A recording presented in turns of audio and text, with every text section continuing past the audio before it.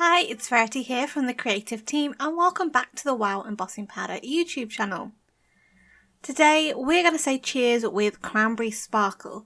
This is a new embossing powder from Wow and Catherine Pooler Designs, and I've paired it with a couple of the Wow Embossing Powder changes to add a little bit more interest and variation in one embossing powder for this card. So as I say, this is the Cranberry Sparkle Embossing Powder, which would pair really great with the Cranberry Fizz Catherine Pooler ink, but I'm going to use it standalone and I'm going to combine it with a couple of the Wow Changes embossing powders. So I've got a couple of spare pots and I'm just using a metal spatula to add the powder into the spare pots, and I'm using about 1 to 2 spatulas of the Cranberry Sparkle embossing powder. And I'm going to pair this with 2 of the Wow Embossing Powder changes. And the 2 changes I'm going to use are Sheen and Texture. Now I'm not using Glisten because this embossing powder has sparkle in it, hence its name. It's got some glitter in there.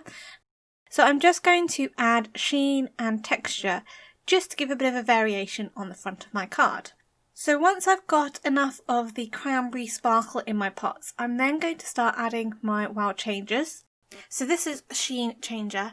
Now this is going to add a lovely pearlescent sheen to the powder, as well as having that glisten sparkle from the embossing glitter.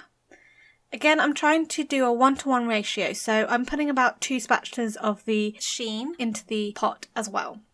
As I mentioned, the second changer I'm going to be using is Texture, and this obviously by its name adds texture to your embossing powder.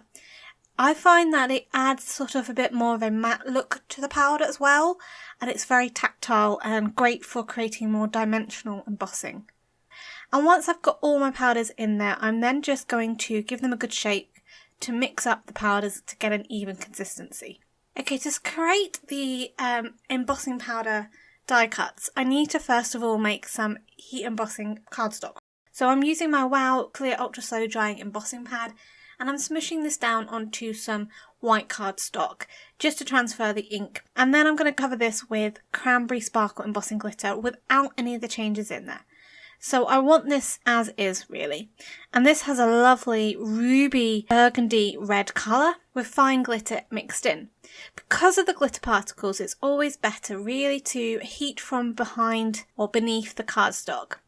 This ensures that you're melting the embossing powder and you're melting it from the opposite side, so you aren't going to blow any of the glitter away. And as the embossing powder melts, it traps the glitter. And then you can always bring your heat gun to the front just to finish it off. Most of the glitter will be trapped within the melted heat embossing. I'm not going to show you how I did the card panels for the other 2 because it's pretty simple as before, just smushing your ink pad down. But this one I have covered with the Cranberry Sparkle mixed with Sheen changes, and this gives you a beautiful sheen to the embossing powder. It lightens the colour as well, so you can see side by side you've got the pure Cranberry Sparkle at the bottom, and at the top it's much more of a lighter colour but has a much more pearlescent shine.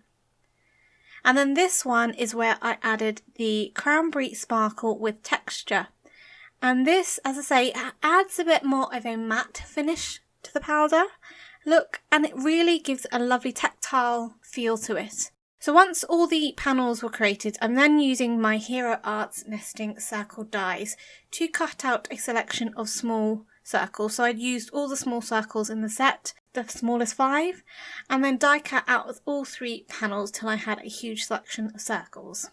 Then I'm just positioning them on a slimline card. So this is a UK size slimline card, but you can use whatever size slimline card you have. And I'm starting off with the largest circles towards the left hand side of the card, and then integrating the smaller circles as I move up the card, mixing the sizes just to give it a bit more of a realistic look. So I was looking for as though these were bubbles floating up my card panel. Originally I started doing it on a horizontal landscape, and then I changed my mind. Once I put it all on, I was going to make a vertical shaped card, so that's why at the moment it's horizontal. Once I was quite happy with the position, I'm then just using some 3D foam pads to adhere to the back of these circles and add them to the front of the card panel. Now, I'm overhanging some of the circles just to give it a much more realistic look, so it's not like it was just a pattern created for this card. And any of that overhang, I then use my guillotine trimmer to just trim off and align it with the edge of the card panel. That creates a really nice crisp edge, makes it look nice and finished. And then I'm just using some of the really small circles and adding those to the front. Now I had to cut my foam pads down for this. I have to admit, it was fiddly.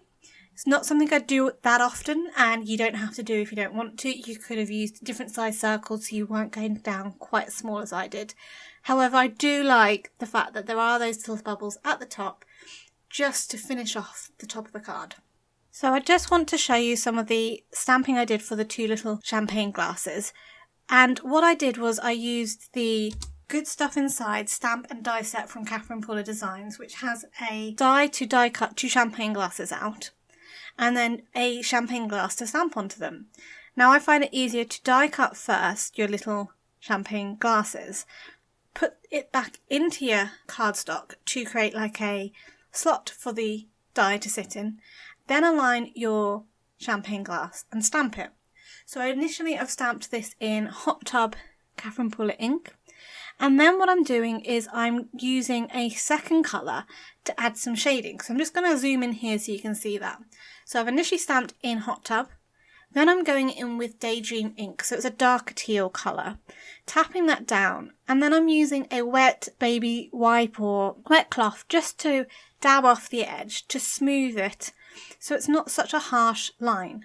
I'm doing this several times, and as the ink settles in the card, it does smooth out. So I foam mounted those onto the front of the card, and I also added a cheers sentiment from My Favourite Things. I heat embossed this with several layers of metallic gold rich pale embossing powder and added it to the front. And then lastly I also added a sentiment from Catherine Pooler's Kudos to You, saying not surprised to hear that news. And I thought this was just kind of a nice fun cheers well done kind of card. If you enjoyed today's video, why not give it a thumbs up and subscribe to the channel. You can also press that bell icon to be notified when the next video is up. Let me know what you think of Cranberry Sparkle embossing powder, and have you used the Wow changes in your cards as well. If you want to check out my personal channel, Pretty Little Button, I've included a link here as well as down below, as well as all the links to the products used in today's card. Until next time, happy crafting!